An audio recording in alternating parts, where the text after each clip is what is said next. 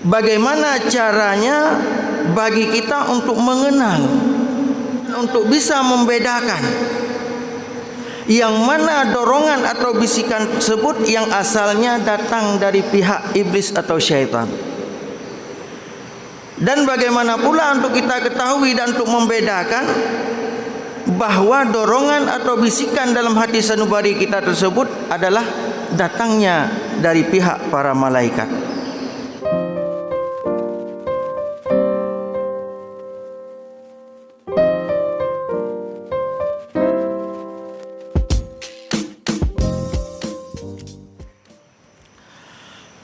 Assalamualaikum warahmatullahi wabarakatuh.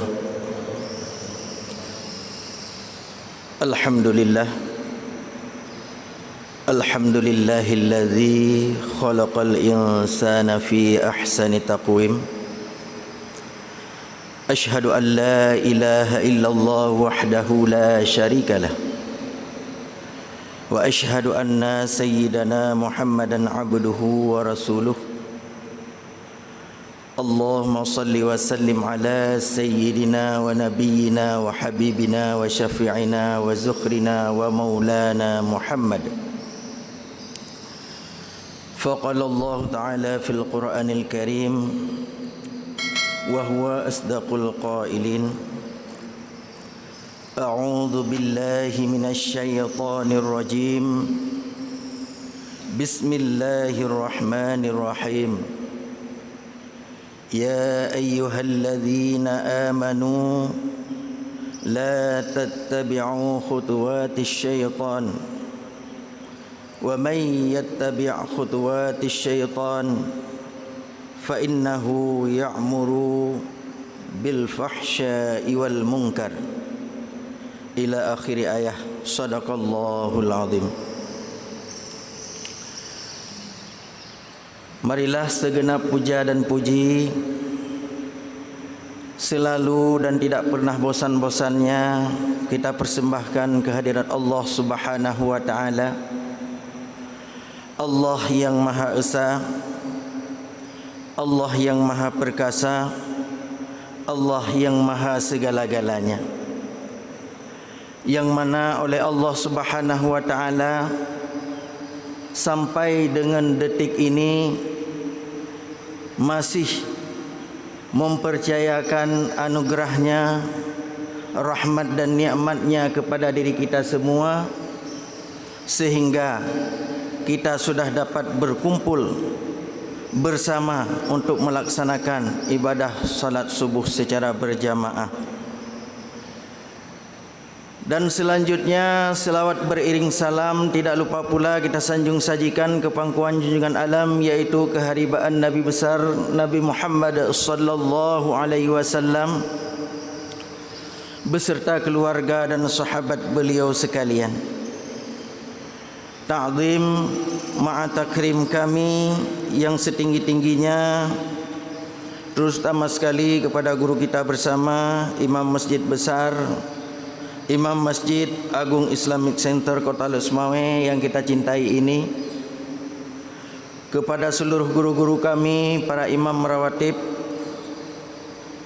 dan yang kami muliakan kepada Bapak Pembina Gerakan Subuh Jumat Berkah atau yang disingkat dengan GSJB, yaitu Bapak Dandim 0103 Aceh Utara Kota Lesmawe, dan juga penghormatan kami kepada abu-abu khadim baik dari SMS, GPS dan unsur-unsur yang lain yang menyangkut dengan gerakan pemuda subuh dan yang lain, dan juga kepada guru-guru kami, tungku-tungku, bapak-bapak, seluruh hadirin sidang jamaah subuh yang dirahmati oleh Allah Subhanahu wa taala. Alhamdulillah, pada pagi hari yang berbahagia ini kita sudah memasuki dalam tahun baru Hijriyah, tepatnya pada tanggal 3 Muharram 1445 Hijriah. Artinya secara hitungan angka kita sudah bertambah umur satu tahun lagi. Walaupun secara hakikatnya sebenarnya jatah hidup bagi kita itu dengan bertambah umur, jatah hidup untuk kita sudah berkurang satu tahun. Memang dalam hitungan bertambah, tapi secara hakikatnya sudah berkurang jatah untuk hidup. Dan dalam menjalani kehidupan ini, apakah 20 tahun, 40 tahun, 50 tahun, 60 tahun yang akan datang, ini tidak terlepas dari berbagai macam proses dalam kehidupan, terutama dalam proses yang berhubungan dengan peribadatan kita, iman kita, takwa kita kepada Allah Subhanahu wa taala. Maka oleh sebab itu, dalam kesempatan ini kami mengambil tema untuk pengkajian kita pada subuh yang mulia ini yang berjudul mengenal golongan-golongan syaitan, laknatillah dan bisikannya. Hadirin sidang jamaah subuh yang dimuliakan oleh Allah Subhanahu wa taala. Dalam satu hadis Rasulullah sallallahu alaihi wasallam menjelaskan,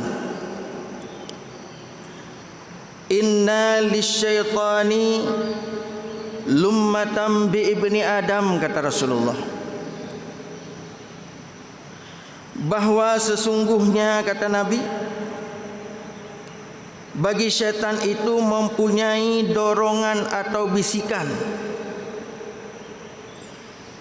bagi umat manusia, yaitu dalam dada atau dalam hati sanubari setiap umat manusia. Begitu juga dengan malaikat, kata Rasul. Walil malaki lummah, dan bagi malaikat pun rupanya mempunyai dorongan ataupun bisikan terhadap setiap umat manusia. Menyakunu Aceh naisah langati, timbul bisikan keinginan dalam hati sanubari umat manusia. Namun ada dua hal yang menjadi permasalahan bagi kita dalam hal ini. Yang pertama, permasalahannya adalah bagaimana caranya bagi kita untuk mengenal dan untuk bisa membedakan yang mana dorongan atau bisikan tersebut yang asalnya datang dari pihak iblis atau syaitan.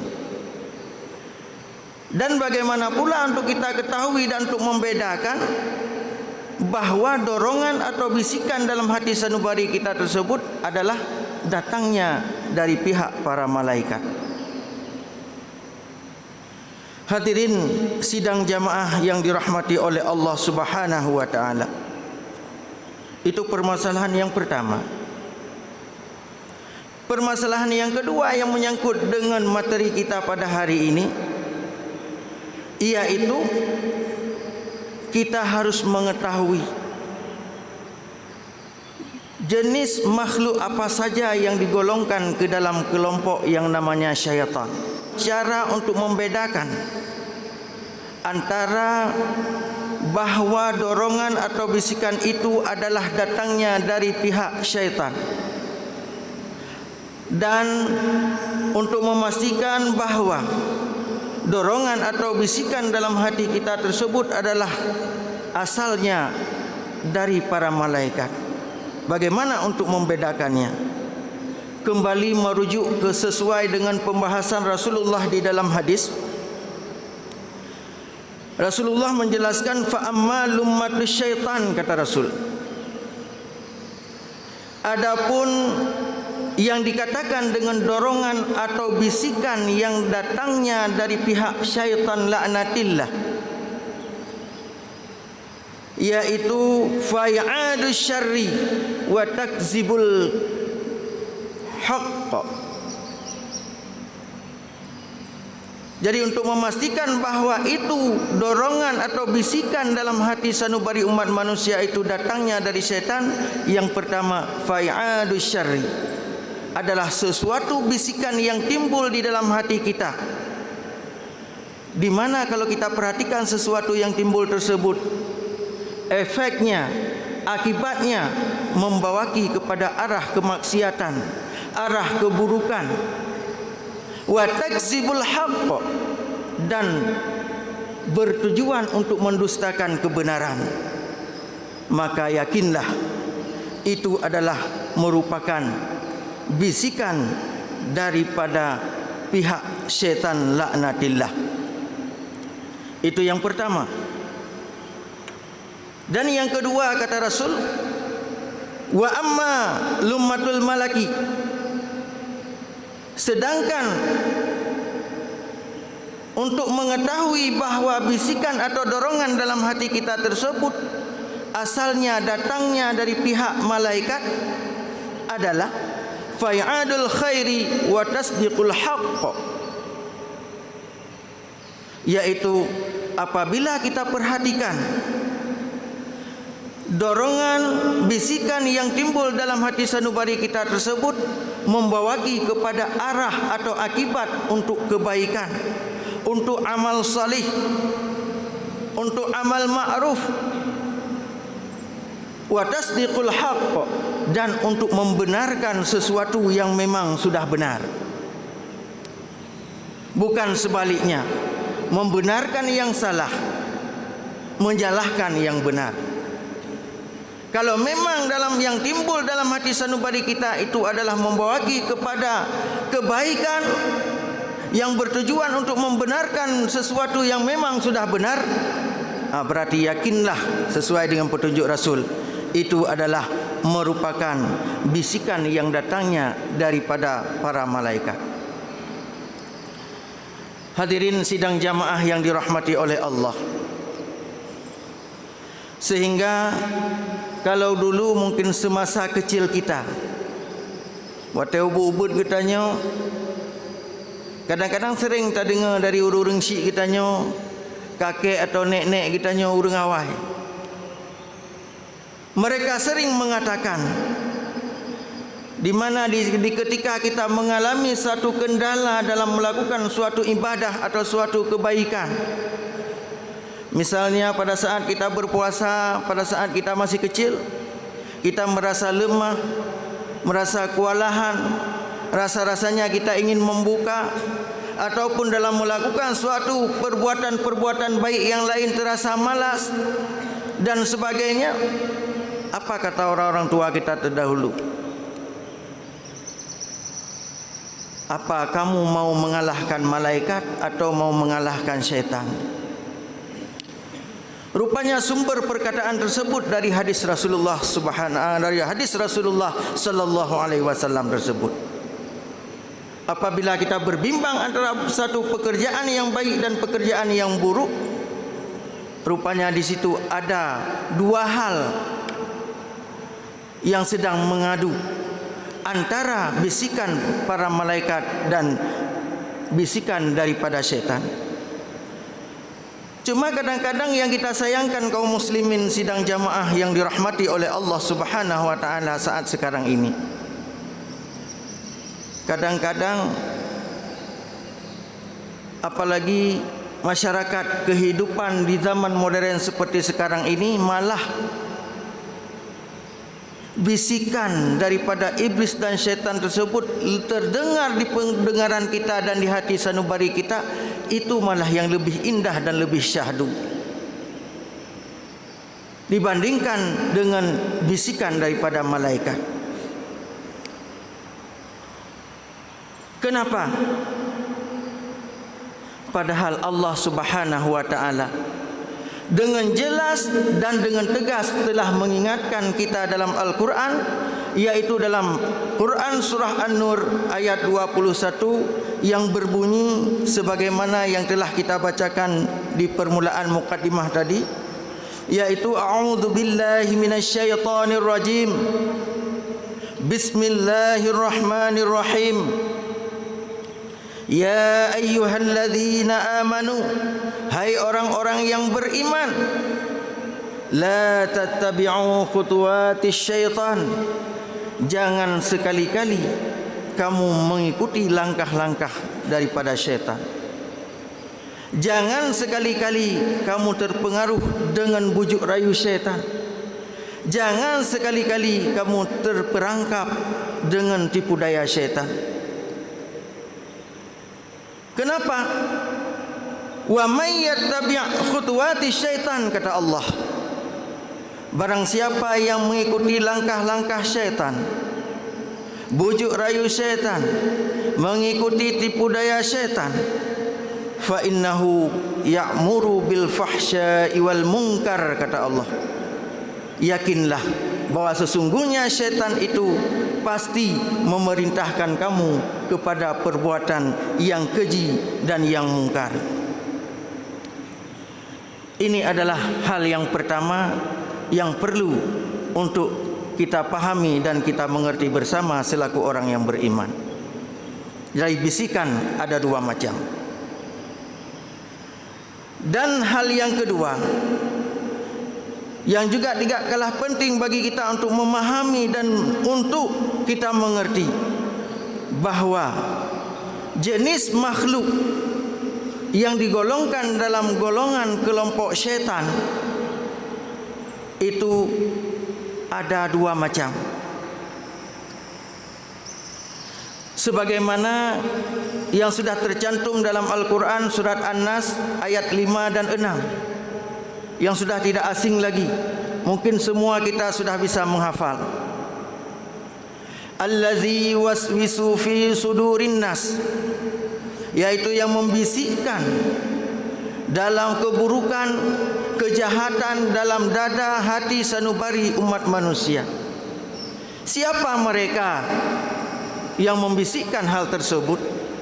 Allah menjelaskan dalam ayat selanjutnya, minal jinnati wan nas, yaitu dari kelompok golongan jin dan kelompok golongan manusia.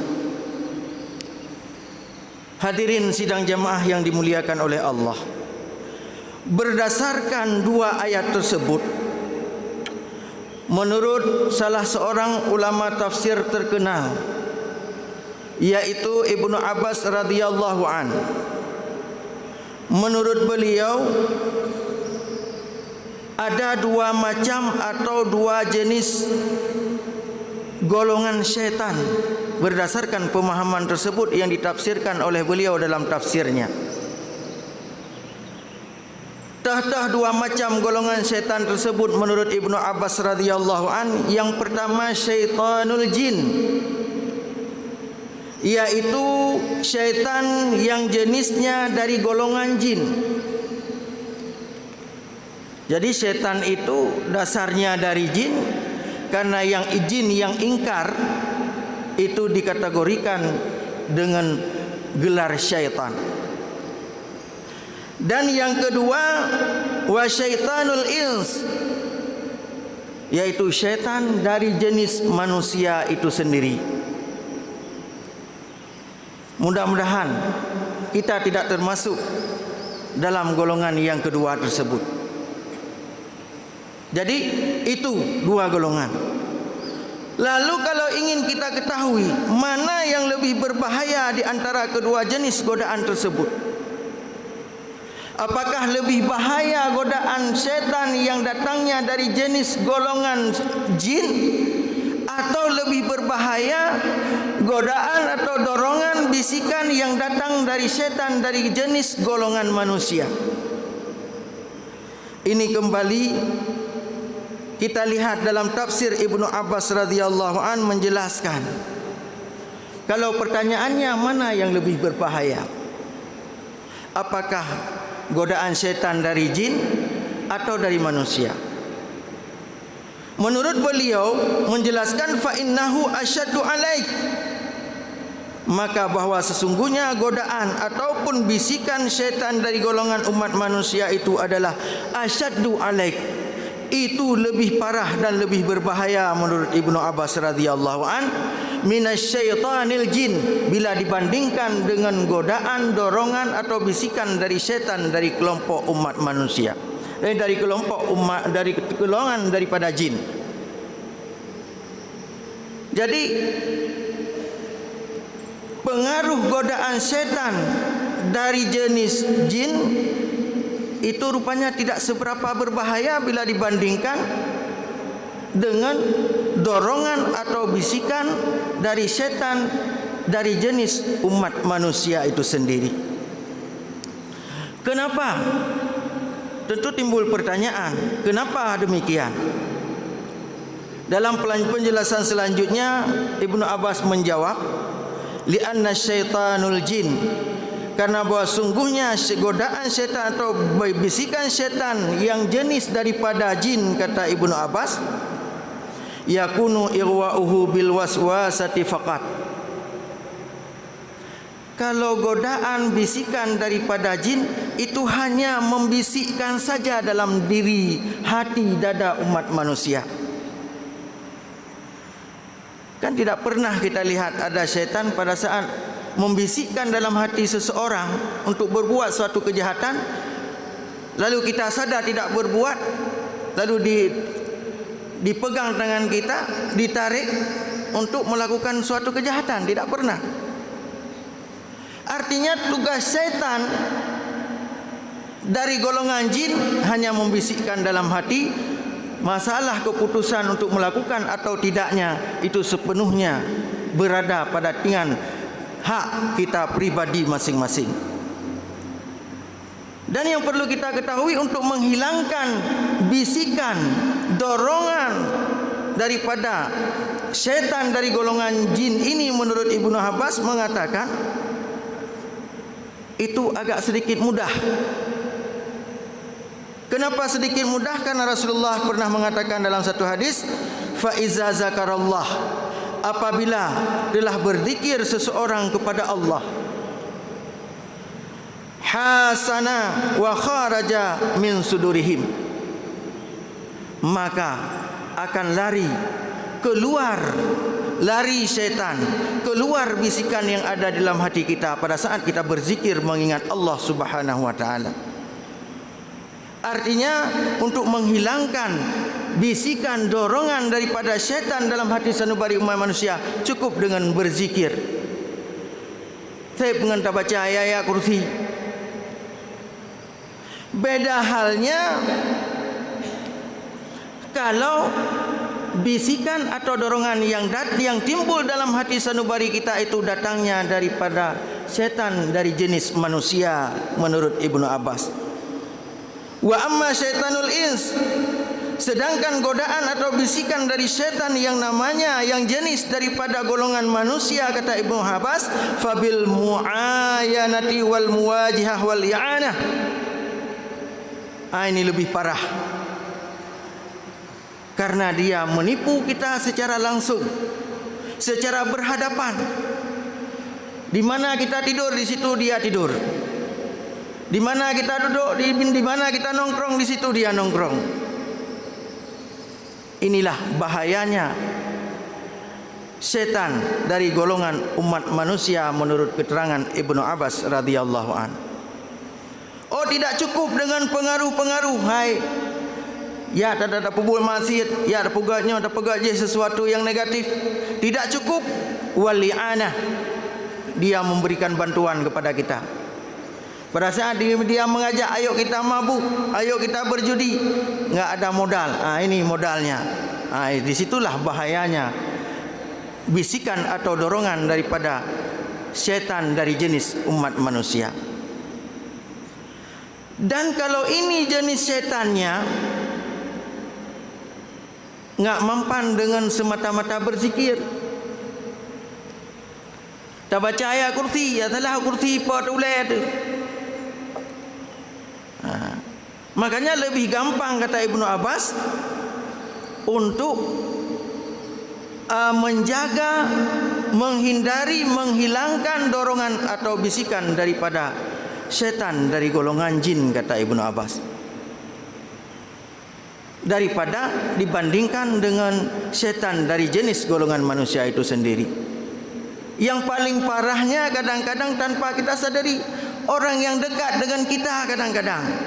Makanya kuncinya, bedakan dulu yang mana bisikan yang datangnya daripada malaikat dan daripada setan. Itu rumusnya. Karena menurut pembahasan Ibnu Abbas, kalau memang setan itu dari golongan kita sendiri, dari golongan umat manusia sendiri, kadang-kadang bisa jadi teman dekat kita. Kita mau salat, alah sebentar lagi kapreh ilai, tajuk kupi-kupi ilai. Itu hati-hati. Kembali kepada rumus bisikan tadi. Tapi kalau setan yang bisikan selesai, makanya berhati-hati. Dan bisa jadi kadang-kadang orang yang terdekat dari keluarga kita sendiri, sehingga beberapa hari yang lalu, yaitu hari raya Idul Adha untuk berkurban, kita sudah siap-siap untuk berkurban. Datang anggota keluarga, alah Pak, untuk apa berkurban? Kita cat, kita renovasi rumah aja biar nampak bagus, dan sebagainya dan sebagainya. Ini hal-hal yang tidak pernah disadari menurut Ibnu Abbas. Itu kita sudah terpengaruh dengan bujuk rayu yang namanya setan dari jenis manusia, yaitu dari jenis kita sendiri. Hadirin sidang jamaah subuh yang dirahmati oleh Allah Subhanahu wa taala. Mungkin hanya ini khutbah singkat kita, ceramah singkat kita selaku mu'idah ulangan bagi kita. Dapat kita mengambil kesimpulan. Yang pertama, bisikan yang timbul dalam hati sanubari umat manusia ada dua macam. Yang pertama, bisa jadi bisikan tersebut sumbernya daripada syaitan laknatillah. Yang kedua, bisa jadi bisikan yang timbul dalam hati sanubari umat manusia itu asalnya dari para malaikat. Untuk membedakannya, apabila bisikan yang timbul dalam hati sanubari kita arahnya kepada positif, arahnya untuk kepada amal ma'ruf, untuk berbuat kebajikan, untuk membenarkan kebenaran, berarti itu adalah bisikan yang datang dari para malaikat atas hidayah Allah. Sedangkan yang kedua, apabila bisikan dorongan yang timbul di dalam hati sanubari kita umat manusia, kalau kita perhatikan arahnya kepada negatif, kepada hal-hal yang tidak baik, untuk mendustakan kebenaran, yakinlah sesuai dengan pembahasan Ibnu Abbas dalam tafsirnya, bahwa itu adalah bisikan atau dorongan daripada syaitan laknatillah. Yang kedua, kesimpulan yang kedua, golongan setan ada dua macam. Ini yang perlu kita pahami. Ada setan dari golongan jin itu sendiri, minal jinna tiwan nas, dan ada golongan setan dari jenis golongan manusia itu sendiri. Hadirin, guru-guru kami, orang-orang tua kami, bapak-bapak, ibu-ibu sidang jamaah subuh yang dirahmati oleh Allah, hanya inilah kiranya ceramah singkat kita pada subuh yang mulia ini. Mudah-mudahan bisa bermanfaat, khususnya bagi kami sendiri. Hendaknya bisa bermanfaat bagi seluruh sidang jamaah yang dirahmati oleh Allah. Terima kasih atas perhatian. Mohon maaf atas segala kekurangan dan kejanggalan. Hanya inilah yang dapat kami sampaikan. Kami akhiri dengan hadanallah wa iyyakum ajma'in. Wassalamualaikum warahmatullahi wabarakatuh.